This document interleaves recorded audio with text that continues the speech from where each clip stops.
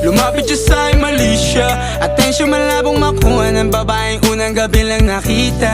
At di ko kilala si Tisha, mas lalo naman si Felicia. Itigil mo yung paghihinala mong sa diskarte ko na masira. Mahal, marami pa akong gustong tuparin, di lang para sa'kin, para sa'yo din. Sa ngayon hayaan mo kong tagusin ang bagay na dati di ko kayang gawin.